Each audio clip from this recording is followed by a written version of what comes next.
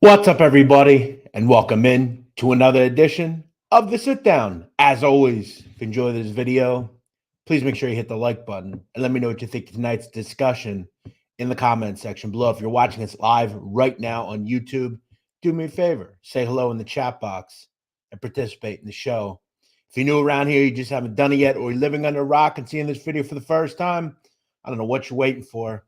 Hit that subscribe button below now so you never miss another sit down video. What's up, ladies and gentlemen? We are here live here on a Thursday night, and we usually go live on Thursday or Friday. It really depends. Definitely going to try to ramp that up more. But I was talking with Chad Marks a couple of nights ago, and we kind of thought, hey, let's get on, let's do a show. I want to talk a little bit about a guest we had on this channel. Chad had him on his channel. And he's been going through some stuff. And I really want to kind of understand what goes into someone that gets out of federal prison. How does that work? Obviously, Chad and Robert got out on the same First Step Act. So what do you have to do? What's the struggle when you get out? How does it all work? And we're going to talk a little bit about Robert. It's not going to be easy to talk about because, let's be honest, I mean, the situation Robert Rosso is in is not an easy one to understand. It is a disappointing one. I think a lot of us felt like Robert was going to have a good future in this channel, on his channel, and in this genre. But Robert quickly descended into madness, and it all culminated in a really disturbing show that he put out last week, and now he's in prison again. So we'll talk about all that and more. We'll take a couple of questions. Chad will be joining us here in just 1 second. I do want to say hello. If you're out in the chat, hi, how are you? I'm glad you're here. Do me a favor and say hello to me so I know you're here. Honor thou sharpened sword. That's a good one. Welcome in. Richard Dowling, Blood on the Razor Wire TV family in the house. What up, Richard? How you doing, bro? Yes, please hit that like button if you're in here. It means a lot. The GOAT. What's good, the GOAT? How you doing, bro? Whoa, look at this. Chatting with Stacks is here. I want to say this. Stacks and I have gotten off on the wrong foot at times. But look, in the end, it's all in good fun. I mean, he does his thing. I do mine. I don't have real beef with anybody. I try to stay out of it for the most part. This is not a gossip or hate channel, if you will. Thank you for watching, Stacks. Sad says, I'm very disappointed with the route Rosso is gone. He had a very good channel. Him going to rehab probably helped him network with other local addicts and relapse. Well, we'll talk about it for sure. Nick Raber. What's up, Nick? How you doing, bro? Curtis Ratajic. Hey, what's up, bro? What up, Curtis? How you doing? Vegas Profile Story says, how am I just learning about this channel? Well, you're learning about it now. Welcome in, Vegas Profile Stories. I hope you enjoy what we do here. We are a little different. In fact, we're pretty different than Chad. Chad does a lot of prison content. We do more of the mafia, organized crime, that sort of thing. But occasionally we do a good interview and speak to somebody that has been in prison, or we spoke with Pete Early a month or so ago. Mr. Vapor says, wow, Rob really floundered, huh? I thought he was going to blow up, but quickly went off on some weird tangents. Yeah, I think before we get into things with Chad, I will say, I interviewed Robert over a year ago. This was when Robert just came on YouTube. He might have had 1,000 subs. And I heard about his story. I had read some of his content in prison when he was in prison. He had written for Vice and some other publications. And I really thought he had an interesting story. And I remember telling him when we finished the interview, I told him, hey, do me one favor, because I think this would be helpful for you.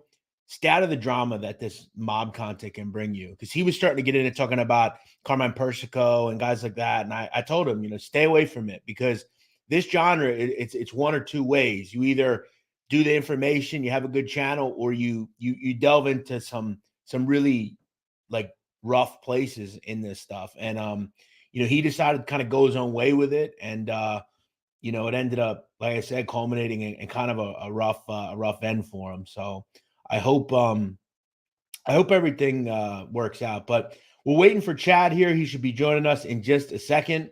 I'll say hello to a couple of other people here. Chris East. What's up, Chris East? How are you, buddy? Miss Thang. What's up, Miss Thang? She says, I'm ready for this one. Well, glad you're here, Miss Thang.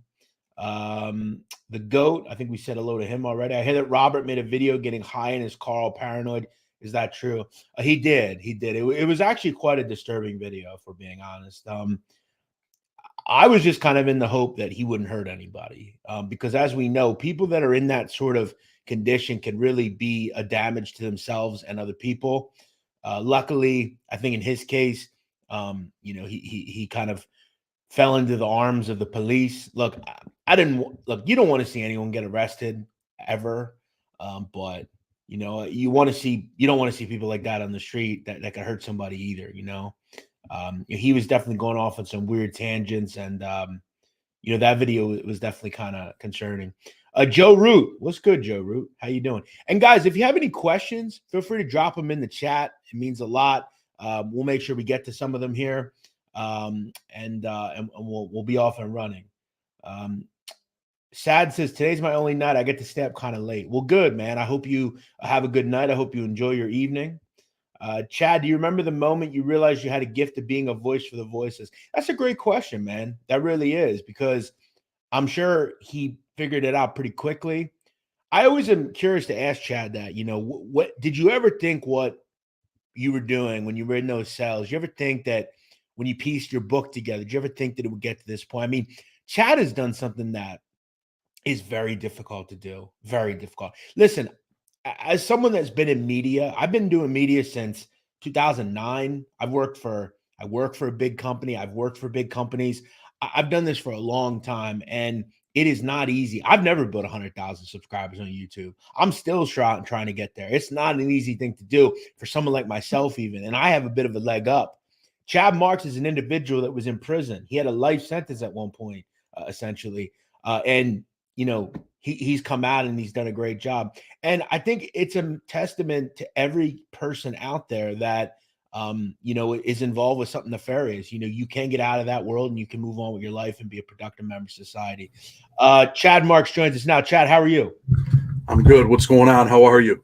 Good to see you, brother. How's everything? Good, dude. I've been sitting here waiting for you to let me in here, and I didn't know I had to hit enter studio. I'm like, yeah, I'm waiting. I didn't see you, so I guess we were both on the wrong. I left some messages. I sent a super sticker, whatever the hell they call it. Yeah, I didn't even. I mean, it usually has you down here, but we got you on. All good. By the way, for anyone that is living under a rock, like I say, maybe you're new to Chad. You're coming on here. You've never seen him before. I would highly recommend going to pick up his book. I think it's one of people ask me all the time about books. I think it's one of the best books really there is. I have it. I've read it. It's how I found Chad. Go read Blood on the Razor Wire. Chad, before we get into Robert Rosso, I want to ask you, someone asked, when did you kind of recognize you were going to be a voice for people? Did you ever think that when you were in a cell, did you ever think you'd get to this point that you're in? I mean, I used to tell people, man, I was going to get out of jail. If I didn't believe it, no one else would. But I mean, there were times when I was like, damn, man, I ain't never getting out of here. I would, feel one way, and then, something would hit me and I'd be like, damn, man, I ain't never getting out of here. And, to answer that question, really, I think it happened on the night that Trump won the election. And I was, I actually wrote an article, and I think FAM put it up. And I think one of the former federal judges wrote about me in the USA Today. And that was the night where I was like, damn, man, if I ever get out of here, man, I'm going to help people. Because when Trump won, I thought it was over with. You know what I mean? Like, yeah, this is it, man. Like, I'm stuck here for at least another 4 years that he's the president. And then, lo and behold, he's the guy that does a bunch of things and I get out. And, there's been a lot of comments where like 2-3 months ago, he said, people that sell drugs should get the death penalty. Well, he said that before too. People don't realize that. Like, he said that before, and then he ends up passing, the first step back. Miss Thang's in the house. What's up? So yeah, man, it was that night, dude, when I was standing there and I'm watching at like 1-2 in the morning. I'm watching through my window in my cell. We got these little windows, long windows, and I'm watching, and I'm like, damn, Hillary's getting smashed. It was looking good at first. Yeah. And then she was just getting smashed, bro. And, I didn't cry much in my life, dude. When I got sentenced, that hurt me. And then I don't think I cried for many, many years until I found out my dog died. I might have talked about this before. My uncle had my dog, and they're like, yo, you got to call your uncle. And I called, and I get teary-eyed on the phone, and I go back to my cell, and my cellie's like, hey, man, what's up? And I'm like, when your mom would spank you when you were little and you were like, huh, Like that's how I really, man, big old gangster, right? 40 Mhm. years sentence. I'm in there crying because my dog died. That was the first time I had cried in many, many years. And then watching Trump win, dude, I stood at the window and I started to cry a little bit like, damn, dude, we're never getting out of this motherfucker, man. At least not for the next 4 years. And, I think number 3 on Clinton's list was criminal justice reform. She had like Yep. five things on her list. And I think criminal justice reform was number 3. So, that's when I was like, dude, if I ever get out of here, I'm going to help these cats, man. But I had already been doing legal work, already been winning cases. But then I was like, man, when I get out of here, man, I'm not going to let these people do this shit to people, And I'm going to do everything I can to help. I think I'll tell you this till I'm blue in the face. I think you have much more you can do. I think you should probably speak to every child in America, kid in America, young people, to not make the mistakes. Look, you're living proof of it. One of your counterparts, Robert Rosso, we've all seen him. You and I kind of wanted to do a show on this, and I want to ask you, kind of before we get into Robert specifically. You both were released on the First Step Act. Robert was in a bit longer than you, but still a long time, both of you. What is the process when you get out of prison? So once you get out, you obviously are on some sort of supervised release, which Robert was on. What does that constitute? I mean, that's similar to some sort of probation in a way. Tell us about that a little bit. So, let me say this so people know. I got out on the First Step Act. He got out, compassionate release. For those that don't know, I wrote the first compassionate release motion in the country to ever win. I wrote the Conrado Cantu case, right? Mm-hmm. I also wrote the first article ever released to the public. It was in the Criminal Legal News. People can Google Chad Marsh, Criminal Legal News, Prisoners Legal News. Telling people how they could get out. Of course, the lawyers made it better. Sean Hopwood banged it out. But when you walk out of prison, they put me on the phone with the probation officer right from prison. He called up there and said, "I want to talk to him. I want to talk to him on the phone." He's like, "This is how it works. This is what it is." And I'm like, "Yeah, all right, bro. Like, you're not my dad. You know what I mean? I know the law. I kind of know how, federal probation works." But as soon as I get out, the dude's like, I had probably the most hardcore probation officer you could have at the time, right? In my city. Dudes were like, "Man, dude jumps out of bushes on people." There was a time where I was at Walmart on a Sunday morning and he's like, "Hey, where are you?" I'm like, "Yeah, I'm at Walmart." And he's like, "Stay there." I'm like, "Oh," I tell my wife, like, "That don't sound good, man." And you start thinking in your mind, like, "What, did I do something wrong? Should I just take off?" But I stayed there and he came there. "I just want to make sure you were here." I mean, federal probation could be tough, but when you start to do the right thing, I think that they recognize, like, this cat's doing the right thing. He's not trying to go back to jail. And, they're a little bit lenient. Like, you earn that. You know what I mean? And eventually, Jeff, people that don't know, I ended up meeting with my judge like 6 months ago in his chambers. He wanted to meet with me, my wife, and my 2 little kids. And we went there and, I had filed a motion to get off probation. And he was like, "Man, it ain't happening. You know what I'm saying? You're doing good. I went out on a limb to help you. And I let you out of jail. You're doing good. I want you to continue to do good. Come see me in another year." So probation, I think, is only as tough as you make it. I mean, Of course, there's some probation officers out there that could probably be tough and, assholes. Like I said, the guy I had, I'm not going to call him an asshole, but he was tough. But you know what? We ended up having a mutual respect. And, I kind of half-assed liked the dude. I felt like maybe I did need that. Maybe I needed someone stern to keep me on the right path, right? You almost want them to be a little stern because you don't want to have a lenient one that just lets you do whatever. And then before you know it, you're back in. And I think that's something that I noticed whenever I spoke to Robert Rosso. That's something he would say to me a lot of times. It seemed like his guy was a little bit more lax. He's willing to, and I don't know for a fact, but Robert is it's a shame. I talked earlier about how he came out. I feel like he had a lot of interesting stories. I found him in Vice. I remember reading some of his stuff, and you and him are similar in the thought of you were both in federal prison. You both had the same opportunity. One of you went one way, one went the other. Kind of give your thoughts on Robert as a whole. So let me tell the people that don't know, Rob was a DWB, right? He was a dirty white boy gang member, not a punk, would definitely handle his business if he had to. He did something to one of the homeboys that was like a higher up dude. He did something to Jerry. It takes balls to do what he did to the dude that he did that to. And eventually he started to change his life, I think, in prison, stopped, using drugs for a little while, ended up going to, a lower security prison. He started writing for Vice, and, the dude's an intelligent dude. He could have been a great journalist. And, coming out here, I've never used drugs. So I can only, say my perspective, but my father was a drug addict, and my father used to shoot dope, smoke crack. So I know a little bit about addiction. I was a drug dealer. I was addicted to that lifestyle, and he was struggling. Just before he went on that live that night, probably 20 minutes before that, he had called me, and he's like, "Bro, you're going to want to watch this live tonight, dude." And then he was saying some stuff, and no disrespect to him, but I asked him, "So what are you telling me? You're going to kill yourself tonight, bro? Is that what you're telling me?" He's like, "Bro, I can't go back to jail." And I'm like, "Well, listen," but I had already talked to him a week before this, 2 weeks before this, where I'm like, "Look, Rob, you have to come to the realization either you want to be free or you don't." Right. And I don't like to talk about other people, and I like Rob as a person, right? And I know that he struggled, bro. His addiction is the reason why he's back in jail. And for people that don't know, when you do 20 years, 25 years, 10 years, 15 years, it is a struggle when you get out here. You come out with good intentions. Rob came out with good intentions, and then he got bored. You see, that's what I do, Jeff. I stay busy, man. Yeah. I wake up 5 a.m, bro. People might see me leaving comments at 4 a.m, 5 a.m on their YouTube thing. And I get up and I get myself together. I get my house together. My kids wake up. I take care of them until my wife gets up at about 7. Then she kind of like, I do all the food, the breakfast and stuff. And then she takes over and I come down here and I work. I stay busy. I do YouTube videos. I do cases. I mean, I got 5 or 6 cases pending now. You have to stay busy, man. But at the same time, you have to appreciate your freedom. And Rob told me on the phone, he said, "Bro, you don't understand, man. I'm struggling with this addiction."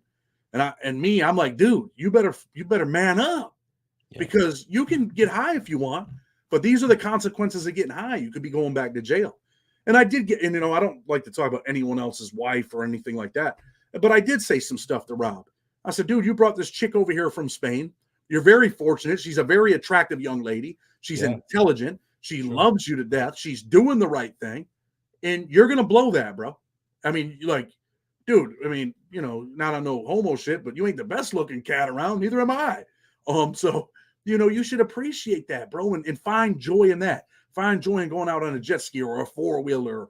And you know what? When people get bored, idle times that were addicted to drugs, they start using, man. They start going down the wrong path. And I think I also learned from him pretty quick that I think he thought he would have a lot more on YouTube. And I think he thought this was going to bring riches to him and he was going to make a whole lot of money quickly. And I think, fast, he realized this isn't going to be as easy as I thought. I told before, I think he got involved with some pretty dumb things on here as far as the fighting and things like that. I think that kind of turned off some people. And you mentioned his addiction. He didn't stay busy. I don't think he got a job. I think you have to, as you said, just like when you're inside. I mean, if you're messing with the wrong people, you're going to become the wrong person as well. And look at this. That's a great comment. I don't mind as the devil's playground. Exactly. And you throw on the fact that he's got an addiction on top of it. I will say this. Look, I've never been to prison. I hope to never be in prison, knock on wood. You have. I will say this, though, and I think we can all agree with that. He was given the ultimate opportunity. He got even more, a beautiful wife. He had some land, from what I understand. You have to man up. He's in his 60s, late 50s. At some point, you got to take some responsibility for your own actions. And let me say this, right? Like, there was this cat that was in jail. He'd watch American Idol, and he was a compassionate dude. He'd cry when people got kicked off, like in the day room. And he's got a life sentence, and he's in Florida. And I ended up doing his compassionate release for like $500, dude. Mm-hmm. And I get him out of jail, and he comes out, and his same situation. He's got a chick. Dudes get out of jail and they think the first girl they meet, man, dude, they're like getting married to him, and like, I love her, bro. And 6 months later, you're like, man, maybe this ain't the person for me. So I help this cat out. I get him out of jail. Man, thank you. I interview him on my channel. He's got life. And next thing you know, he's got a violation, bro. He's getting high within 10 months. He had a great job. I think he was doing some airplane mechanic shit, making great money. And he blew it, right? Goes back to jail. He ends up getting out. Now he's involved in some more stuff, and he catches, I think, another meth case. Dude, you just had a life sentence. And that's the thing. I'm going to answer someone's question. I said, how much time will Rob get? I'll answer that in a minute. But these dudes, man, it really pisses me off when people get out of jail and blow it, because there's plenty of dudes in there, man, that are going to get out here and make it. I'm doing a case for a cat out of New York, Laval Farmer. This kid went to prison with a life sentence at 19. He's done more in prison than anybody else I've ever seen. Mm-hmm. This dude deserves a second chance. Will he get it? I don't know. But when you mess up, man, it messes it up for the rest of the people that are in there. And I understand everybody's their own person, everybody has their own problems, right? But man, when you get your freedom back, you have to appreciate that. And for the comment, no, I'm not the trucker guy, bro. I got a true crime prison content channel, Blood on the Razor. Yeah, Chad ain't a trucker. There's a couple of good channels out there, but Chad is not the trucker. But so I guess we saw that video he put out. It was quite disturbing. I was just kind of hoping he wasn't going to hurt anybody. For anyone that doesn't know, he did manage to get back to Arkansas, and he, I believe, was picked up several days ago. What is he looking at here? I think some people think he's going to just miraculously get that life sentence again. That's not how it's going to work. He's going to get a violation, bro. He's probably going to – he doesn't have a life sentence anymore. That sentence has been reduced. It isn't we let you out and then you go back to prison for life. He's got a violation. I don't know how much time he's got on post-supervised release, maybe 5 years, 8 years. I think in his situation, they know that, this stems from his addiction. He's probably going to get 24 months. Have I seen people go back and get a 5-year violation? Yes. 12 months? Yes. Some guys get 6 months. Some guys, they just send you to the halfway house. But I think he's probably going to end up with a 24-month hit, man. Let me ask you something. Do you think as a country, does this suit to send someone back to prison who has an active addiction? What sense does that make? I mean, it doesn't make sense when you're looking at it as, he has an addiction. But I mean, when you have an addiction, what happens? You commit crimes, right? You steal, you rob, you're getting high, you're buying dope. So then you become a public safety factor. You become a threat to public safety. So that's why you go back to jail. Can you go back to jail and get high in jail? Yeah, of course. Maybe this is the slap that Robert Rosso needs. Maybe he needed a slap. Like, yo, bro, we gave you your freedom and you blew it. Now you're back. And he knew that because at the end, just before he goes on that live, he calls me and he's like, bro, I can't go back to jail, Chad. I just can't go back. And before that, he sent me all this legal stuff where, people get out on, the First Step Act and compassionate release. And there is a legal argument to be made that, the court didn't have the authority to violate him. Like, he sent me all the stuff and I read it. I was like, yeah, I mean, there is a good legal argument here, and I'm sure he's going to make it because he's not a dummy. He's going to make that legal argument. His lawyer told me, "You're stupid." Well, this is all new. And, a lot of people argue and say, hey, the First Step Act never intended for people to get out this way. It was only really for sick people. And, you guys have manipulated the system with this extraordinary and compelling reason thing, and you're getting out. So, I mean, there's an argument to be made, but I think that he's going to end up with 24 months. He's probably going to be in jail like, wow, man. And I'll say this on here. I'm going to send him a couple dollars, bro, because I know he's struggling. So I'm going to try to figure out exactly where he's at and send him, I don't know, probably send him $100 or something. He's not going to be getting high probably in the county jail. He's probably depressed, sad, don't know what's going on. I know what he's going through. Being in the county jail is probably one of the worst things that could ever happen to you, especially after you had a life sentence and you got your freedom.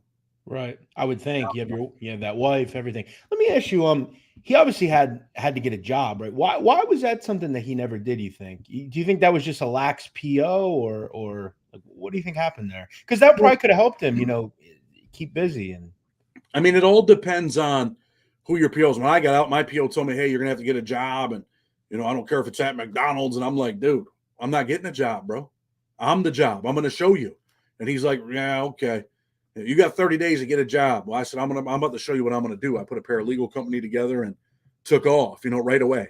But I already had a plan, and if what's that saying? If you don't have a plan, you plan to fail. But I came out here with a plan, bro.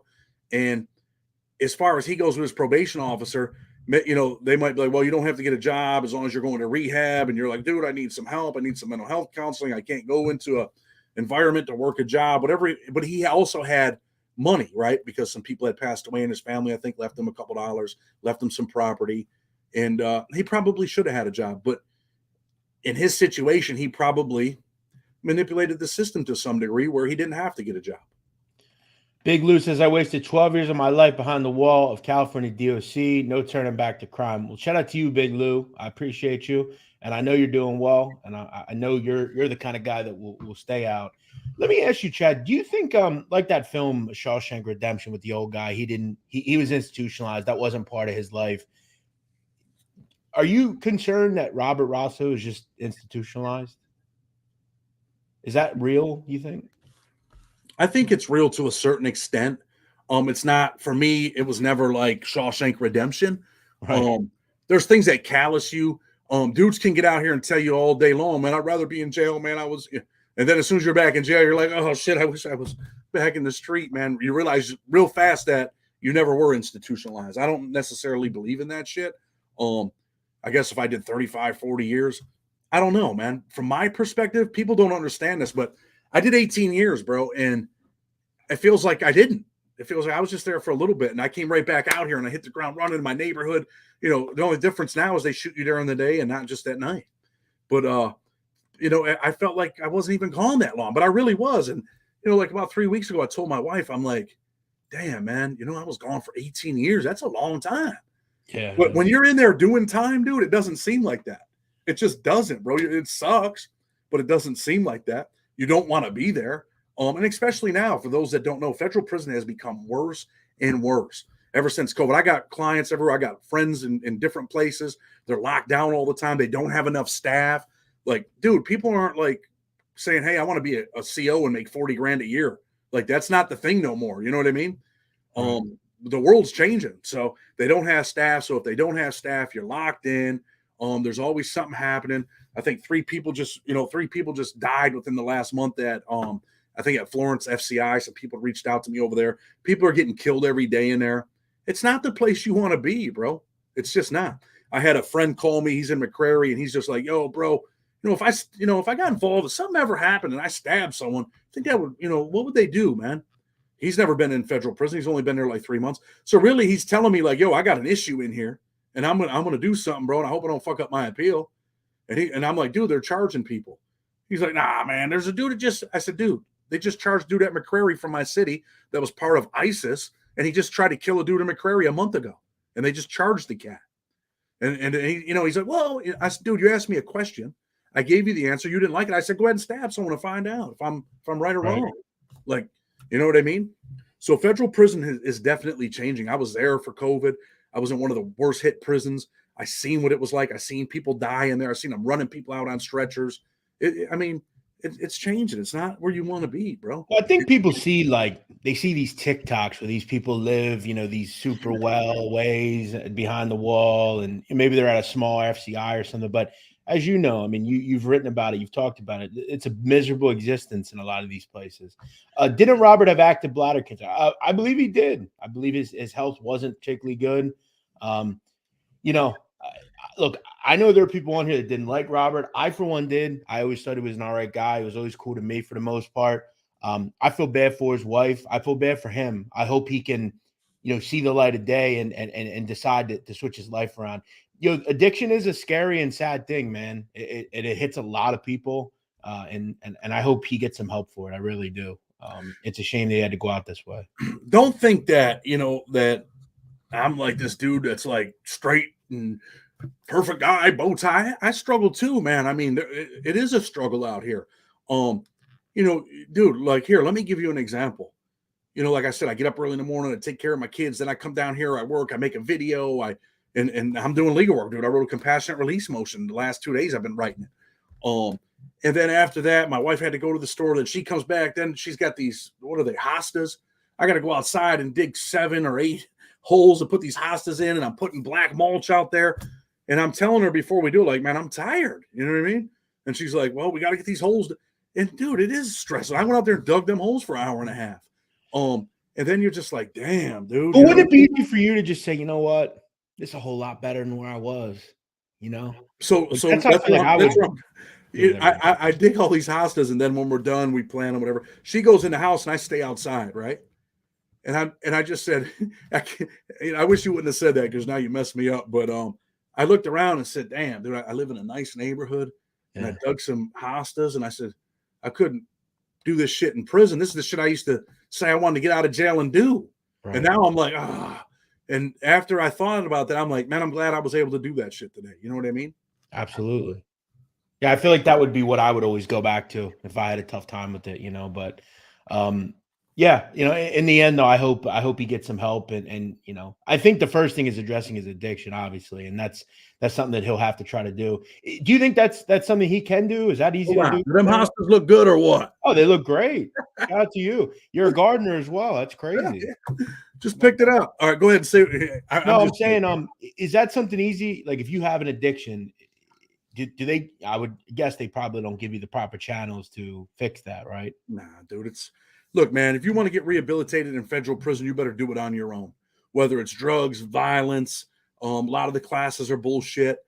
But you do have people that care. Like I taught classes in there. I taught GED. I taught Leaders Breed Leaders with Cedric Dean, Alternative Violence Project seminars. There are people in there that want to change, but you have to want that, bro. If you want to get high in prison, you can get high every single day in federal prison. I mean, it's up to you. You know what I mean? Right. Let me ask you, on Vice recently, I don't know if you saw this. Did you see the recent documentary they did on that guy? Yeah. At Cumberland? Do you know anything about that?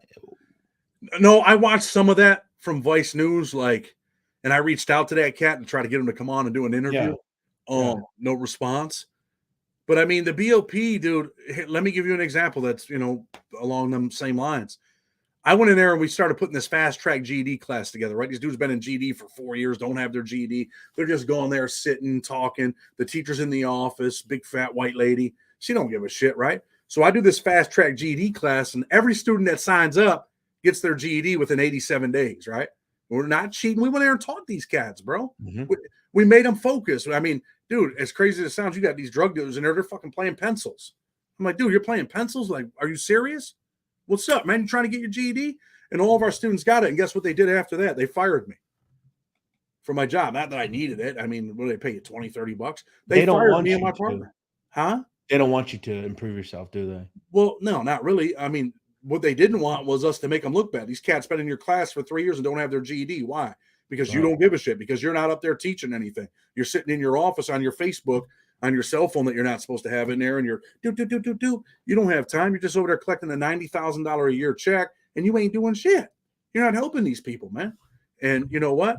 Me and my partner went in there and did it, and they got pissed off and fired us. And then we knew the education supervisor. He actually did care. They ended up transferring him out of there shortly thereafter. What a shame. What a mess. But then again, it's a government-run program, so it's not surprised that it's fucked pretty much. So one last thing. What do you think will happen to Rosso? What do you think the happy ending is for him? Dude, let me just say this. This is what I hope. This is what I hope for him. I do think he needs to sit his ass down. Unfortunately, he has to go to prison to do it. But sometimes you need to be in, that county jail in a cell by yourself at night when you get locked in. And he needs to look in the mirror and reflect. I'm like, yo, man, what am I doing? I had an opportunity and I fucked it up, man. So he needs to look in the mirror. And I think he's an intelligent dude. And I think he's going to realize that. I think he's going to get a 24-month hit because they know that he's been struggling. He's been back and forth with the judge, with probation. I know a lot of stuff that, a lot of people out here don't know because he shared it with me. Some things I'm not going to say. It's his personal business. But, and my thing is never to, dude, I think people recognize I don't really get on here and beef with other people. And, I had a dude write me today, yo, man, do a story on Rollo, bro. And I'm like, no disrespect. I'm like, dude, it's not my thing, man. It's not my thing to, try to expose people or make people look bad or talk about what he did back then. And it's not my thing, man. But, with Rob, dude, I do care about Rob, man. I'm sad that he failed. I'm sad that he failed for him, for his wife, for his family, for the dudes that are stuck behind the wall still that, are dying for the opportunity that he had. I think he gets a 24-month hit. And I hope that he conquers his addiction. And let's be honest, it's going to be an uphill battle. I don't think he's going to do 2-year hit and come out and just be straight. I could be wrong. Maybe he gets out in 6 months. Maybe they feel bad for him. Like, it's just his addiction. Let's get him into a program. Let's get him into treatment. Or maybe he wins this argument that he has, on probation, how probation, they really have no authority because he was released on compassionate release. There's really no statute in there that says what they can do. So he may beat it that way. He's an intelligent dude. He's a good journalist. And like you said, his YouTube channel started blowing up at first. He's like, dude, I got 1,000, and then I got 5,000. And he's writing me. I'm like, damn, bro, he's doing better than I was doing when I started. So I think that went to his head. And then he got involved with the Calandra stuff and attacking them. And I'm like, dude, this is okay for like a month and a half to make people laugh. And, but this isn't the long term. Then people, you fizzle out. And I told him, man, stay out of that drama, man. And like I said, I think he thought, when he was making and getting all those subs, I think he thought, I'm going to make some good money here and I think he ultimately was disappointed he couldn't support his wife probably, and it just kind of fell apart for him, and he went back to some things. I do want to ask you this because I think it's something that I thought about. Do you think he's in any sort of danger by the things that he's talked about on the internet? Because that's a new thing that we don't like. Let me tell you this, right? I mean, wherever Rob goes, he's going to an FCI. Most of them, dude, they got fucking ex-cops in there. They got chomos in there. They're Right. living. So you think Rob Rosso can't live because he talked about some stories? If he ended up in the penitentiary, I mean, he's probably hit, I mean, really, bro, DWBs aren't really like that no more. But, I mean, could he end up in danger? Yeah. I mean, there's always someone in there that is like, oh, man, YouTube, man, you're on YouTube, man, some rat shit. You're snitching. You're telling how we do shit. And, you always get someone like that. So if he went to a penitentiary, yeah, I think that he could possibly be in a bad position. But he's going to an FCI. He's probably going. I think he got released from Butner, which is laid back. Yeah. And I think he'll be fine, dude. He's not going to get beat up. He's not going to get jumped on. I think he's got bigger issues like with his medical stuff with the bladder cancer. Sure. And the truth is this: you said you read some of his pieces, right? Yeah. The dude could have easily came out here and done true crime.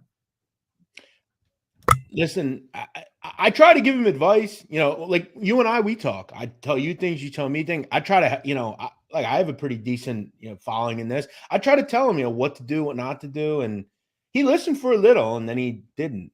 Sad says, who is Rollo? He's some rapper. 1090 Jake did a video on him actually today. And 1090 Jake, man, I mean, he got a phone call from the dude right from the prison. So he interviewed him. But, they could Google it. Cases, I believe, is out of the Northern District of Georgia.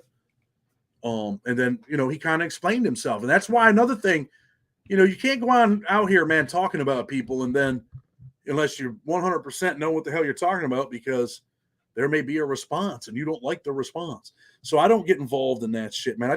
When I do stories or like true crime stuff that's actually happening. Let me say this. I interviewed Johnny Mitchell today, right? And Yeah. I mean, listen, dude, this is the deal. The dude blew up on YouTube. People are like, he's been maligned on this channel for sure. Yeah, I mean, you attacked him a bit. I don't buy his. I think his story is bullshit. I think he's a phony. So this is the deal, right? Let me tell you this. Like, Jeff, I actually like this dude. All right. He seems likable. I'll tell you that for sure. Dude, I had reached out to him. I seen this shit blowing up. I reached out to him and he interviewed me. Like, yeah, bro, no problem, man. And honestly, I got 7,000-8,000 subs off his interview. Mm-hmm. Mm-hmm. And when I kicked it with him off camera back then, I said, man, dude's all right, dude, And then I Googled him. I wanted to I see the dude attack him on the stage and while he's doing his comedy. And I'm like, all right.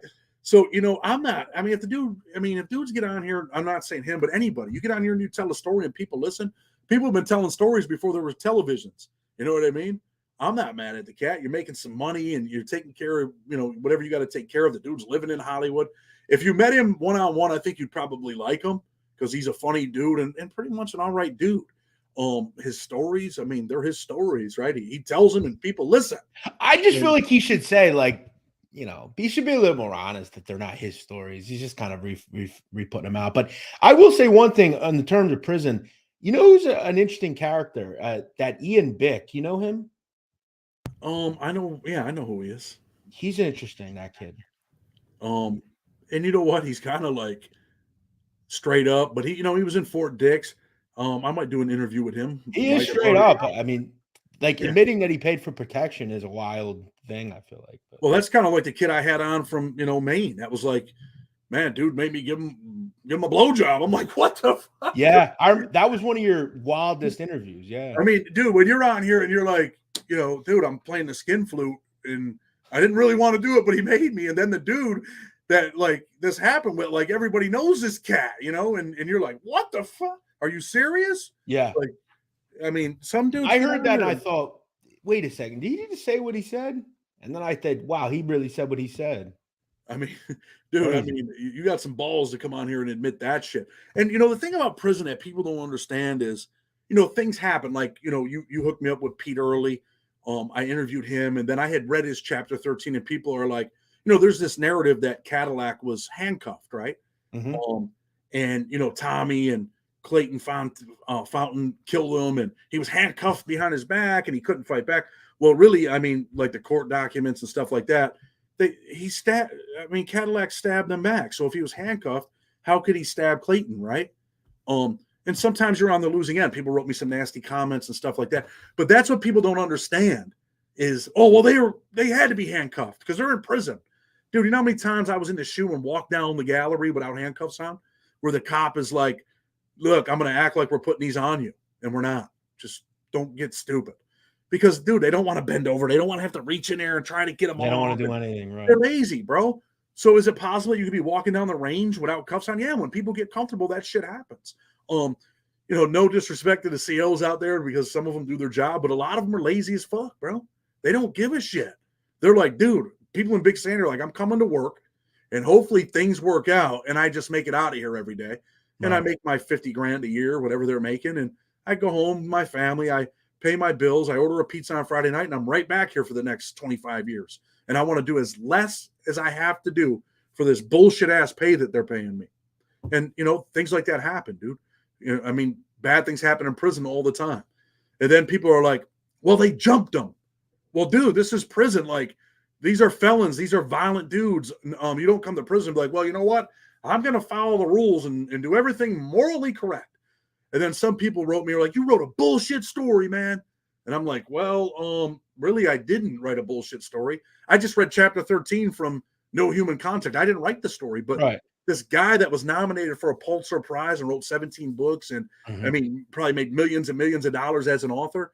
He wrote that because he promised Tommy that he would write his story. And really, these are Tommy's words, that what he relayed to Pete, and and Pete trusted him, and they were friends for 30 years. And usually, when you're friends with a cat for 30 years, he probably told you the truth. Like, you're his buddy, you're his only real friend, probably. That's not from the criminal world, So, people just, I don't know, dude. People are attacking me. I'm like, dude, you must not have heard me say that I'm reading chapter 13 from No Human Contact. Like, you missed that part. You know what I mean? Yeah, I think people just hear what they want to hear, and they kind of have their own agenda. But listen, I just don't agree I don't think anyone should have to live like that, regardless of who they are. I don't think someone should live in solitary confinement for 35 years. I don't personally agree with it. Might be someone that does agree with it. Dude, I don't believe that he was this demon that if they let him out, he was going to kill everybody he ran into. Because, dude, I don't think he was like that. But when you're oppressed by people, some people don't realize what it's like to be in there and they come destroy your cell. They spit on you. They spit in your food. They just do nasty shit to you, right? And throw away your pictures. And eventually you're like, you know what? I'm tired of this motherfucker, man. I got life anyway. Like, you know what? You're disrespecting me. This is the thing, Jeff. Sometimes, in prison, you have a disagreement with a cat, right? And a lot of times this happens in county jails. Like, you don't like me. I don't like you. We're beefing. You're on some tough guy shit. I'm on some tough guy shit. And we clash. And you lose. And we got this agreement now. We're going to make this happen. And then you lose. And then you tell the cops on me, or, you're trying to file a lawsuit because you got stabbed. But we had this agreement and you lost. And now the agreement's no good because you're the loser. So you're fucking with me, I'm fucking with you, and we're going to clash. And now you lose, and I'm the bad guy. But we had this agreement. Right. We were going to handle our business. And now you didn't like how it ended up, and this is what it is. I think one of the best videos you've done, I told you, is the reading of Silverstein, kind of the voice of him. Yeah. That was awesome. Very is that well where I scream in the beginning? Ah! Yeah, and you're like, who are you? Yeah. Who are you? Some people are like, damn, dude, I had my headphones on and jumped out of. Yeah. Go get this book, guys. You want a book to read? Go read it. One of the best out there. Chad Marks, I don't want to keep you all night. I know you got kids. I know you got a life. You don't have much downtime as it is. We'll just say this when we kind of end with Robert. We hope he has some success, really. I mean, obviously he had to face what he had to face, and now he's going to do what he's got to do. But hopefully he gets out and betters his life in some sort of way. I hope the same. And anybody wants to donate some money to him, he could probably use it. Yeah, for sure. If you're new to Chad Marks, make sure you go subscribe. I included the link to his channel in the description of this video. I know who Chad's NFL team is, the Buffalo Bills. The Buffalo Bills. And I get a feeling the Philadelphia Eagles are going to be playing the Buffalo Bills in the Super Bowl this year. So maybe if that happens, you and I can go. No problem. How about that? You're making all the money, dude. So maybe you're going to buy my ticket. Maybe. Yeah, maybe. Chad, I'll let you go. Good to see you, bro. Hope you have a good weekend, and thanks for coming on and sharing your opinions on Rosso. And listen, my wife's pissed off, so maybe she's watching this. I'm just gonna tell her, "I love you, Jan." All right? Shout out to Chad's All wife. right. All right, bye-bye. All right, Chad. All right. Thank you to Chad Marks for coming on. It's always good to get his opinion on the federal prison system. And, we both know Robert, and I really just kind of wanted to get his thoughts on Robert's incarceration. I want to answer some of your questions. If you have them, drop them here. I'm going to stay on for a little bit. We'll kind of see how it goes. I want to get to all of you. If you'd like to donate to the channel, it's greatly appreciated. Do me a favor and send in the super chat. It's greatly appreciated. Anyone that's done that. Fugazi World says, I watch all your videos and you have tons of knowledge and everything. I like the interviews you've had with Gene Barello, but the last video you made about Gene, it seemed like you were dissing the guy a lot. Well, look, man, you could take it how you want it. It's called tough love. Gene is a grown man. Gene has to understand and accept his behavior. I think he made some stupid decisions, and I think he acted pretty dumb. And I think he knows that.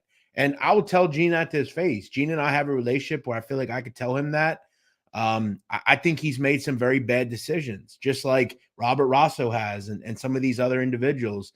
All these guys have had new leases on life, and particularly in Gene's case, he's had many opportunities. But Gene is very interested in becoming kind of a crazy guy online, and he wants to just say whatever he wants. You have to also remember, these people aren't my friends. Okay. I don't have relationships with them. My goal is to provide info on their lives, whether it's good or bad. And I think sometimes people think it's not talking shit. I'm just trying to give him tough love. He needs to hear tough love. He's a grown man. He's not 20 years old. He's in his late 30s, Gene. I must have missed the blowjob of it. Yeah, that was a wild video. I remember when I heard that and Chad put it out, I was like, holy shit. Did he really say that?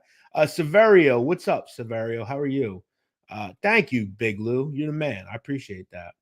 I wouldn't keep a dog in a small cage for 5 years. I wouldn't keep a dog in a small cage for, 6-7 hours, let alone 5 years. You're 100% right, man. Yeah, I agree, man. It was a great video. It was a great video. Thank you to everybody for watching. It's nice to have a group in here tonight. We don't usually come on at night a lot of the time, but I'm here to answer any questions that you might have. Doug Jack enjoying the show. What up, Doug Jack? Thank you for watching, brother. Thank you for watching. Jeff, being Albanian, have you traveled to Albania? Is it safe for tourists? I haven't been there in a long time. I'm actually looking to go back, hopefully this year, maybe towards the fall. So Nick, let me kind of explain to you my life right now. So tomorrow, actually, I settle on a new house. I just bought a new house. I settle tomorrow. So I'm kind of in the moving kind of feel right now. Once I get moved and get everything kind of straight, I might do it before football starts. I've been wanting to. As far as is it safe for tourists? Absolutely. I would highly recommend going to Saranda, Vlora, those areas, beautiful beach areas. Dores, a lot of beautiful places. It's safe. Look, I think as long as you don't look for trouble, trouble ain't gonna find it. It's not like Taken, right? They're not gonna kidnap your wife and sell her on the open market. I think you'd be all right. Phil Ronald, thank you, Phil. Thanks for watching, brother. America the Beautiful says, hi, I find your videos very informative and interesting. A lot of names ring bells from guys in my old Brooklyn neighborhood. Keep it up. Well, it's funny. That's exactly the reason I created this channel. I find them interesting as well. And maybe you can live yesteryear out for yourself a little bit. Remember somebody from when you were younger. I'm glad you're enjoying it. Randall Justice, what's going on? How are you? Justin Mason, what's up, Justin Mason? How you doing? Yeah, I don't usually come on this kind of time, so it's cool that I'm here. What channel are you talking about?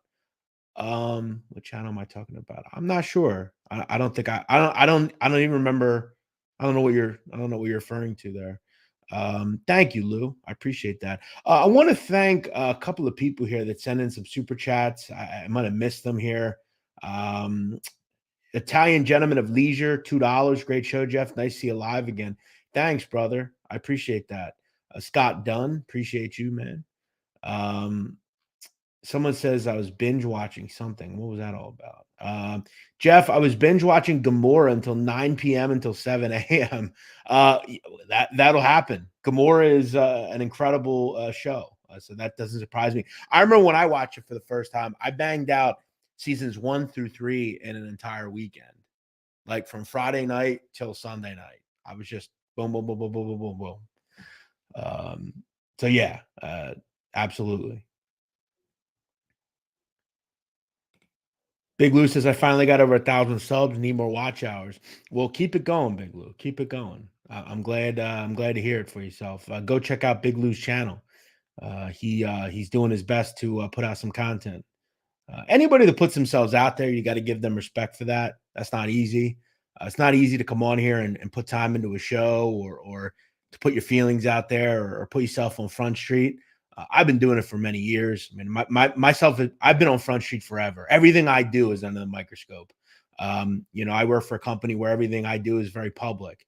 And nowadays, if you're in the public eye even a little bit, you say the wrong thing, you can have a real problem on your hands. So, anybody that comes on a show live or recorded and gives their opinion, doesn't act like a fucking buffoon, you got to give them some credit.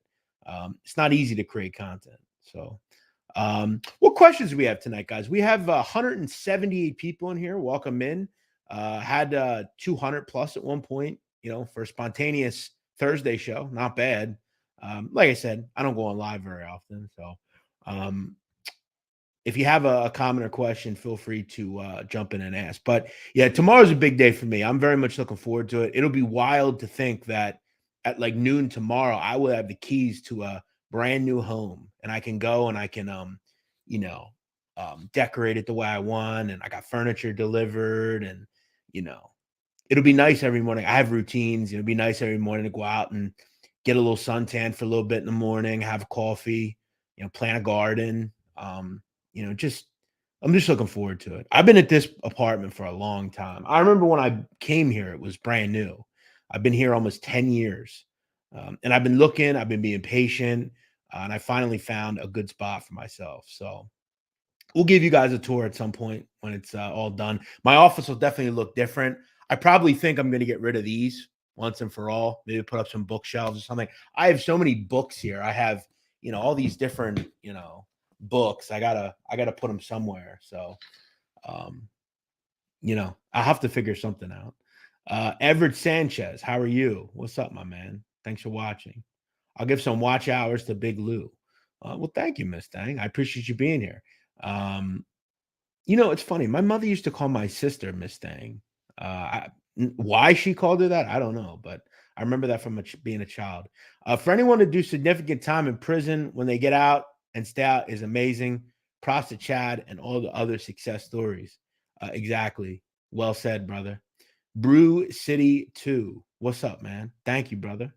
Appreciate that, Lou. Scott Dunn says, do it up. Nothing better than those keys, but keep the background. Yeah, I might. We'll see. I kind of want to make it look a little bit more professional. Just kind of switch it up and get some different things here. But I don't know. We'll see.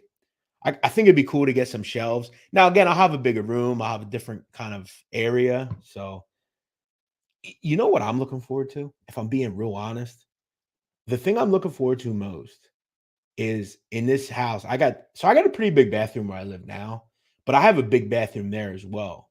Big bedroom. But the bathroom has, the glass door, right? It's not the stupid shower curtain. I hate that.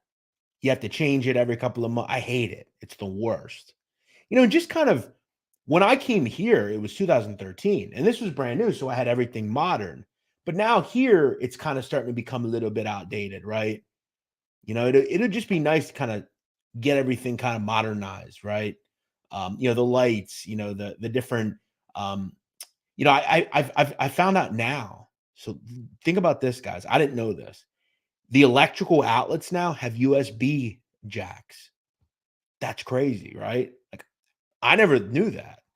I have that now. So it's like that's super cool to me. Get every TV mounted. I don't have every TV mounted in my house. It's cool to like kind of get new cable, right? Or get YouTube TV, or just trying to modernize everything. And plus, when I go out to the club now, it's like, hey, yo, what's up? Come back to my house, love. I have a house now, but it's cool to say it. Judah says, moving on up. Yes, trying to. Nagone, what's up, Nagone? Thanks for watching, man. The good news on Rosso is that he's still alive due to so many ODs. Yeah. Yeah, well, I wasn't. I think you're just kind of looking for trouble here. Listen, I'm not going to sugarcoat it, man. He's a grown adult. Start wising up. And the things that he was doing were not exactly, beneficial to him either. So he needs to go cool his heels and wise up a little bit. I'm not going to listen, Fugazi. I'm not. You may do it. I'm not going to make excuses for people. You people that can behave. I think every grown adult should behave. It's pretty simple, man. I admit, your temper can get the best of you occasionally, but you got to be, an adult and grow up at some point. And I just don't think Gene has been able to do that just yet, but hopefully he will. Scott Dunn, shelves are mandatory. Yeah, I think you might be right. James Hawkins, how are you, brother? He says, how are you? Have been a minute. Enjoy your new chill. Great and fun endeavor. Please enjoy and bless your new home. Thank you, James. You the man, my brother. I hope Amazon is going well for you. Robert Bagato. What's up, Robert? Thanks, bro. Hope all is well with you, my man. Hope your family is good. Vegas Profile Stories. What's up, my man? Someone blocked me on the last live.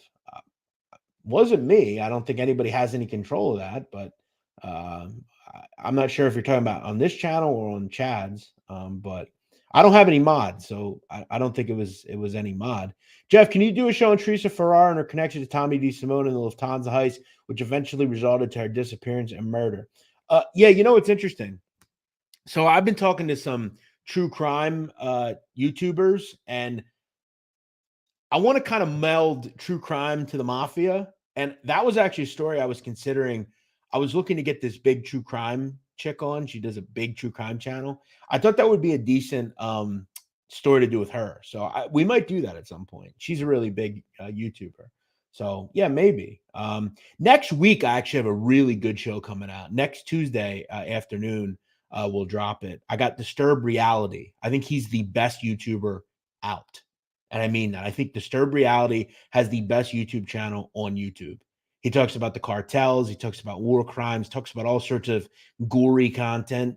He's going to come on and we're going to talk about the evolution of Los Zetas, how Los Zetas went from military men to the most dangerous cartel in the history of Mexico. We're going to talk about their evolution, some of the really depraved things they did. I've noticed that the drug cartel content people really enjoy, and I know it's a little different than this channel, but remember, this is a crime history show, and Los Zetas really modernized drug cartels. They made them into paramilitary organizations as opposed to just militia type groups. So we're going to do that next week. Disturbed Reality will join me. I'm looking forward to that. Daniel Thompson, thank you, brother. Thank you. Absolutely. What it do with Big Lou. Is Rob back in jail? Yes, he is, Mark. Yes, he is, unfortunately.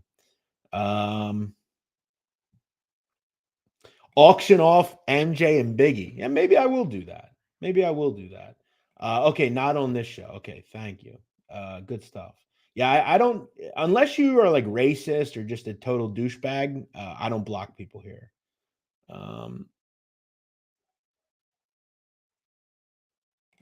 I can set up a former Zeta interview for you. I turned it down. Wow. Well, look, I would love to, kind of talk about that. That would be interesting. What's the ETA on the new place? I'm actually moving on the 19th. I settled tomorrow, though. I did the walkthrough the other day. So, yeah, we settle tomorrow. Pat Travellino, how are you, bro? How's everything, Pat?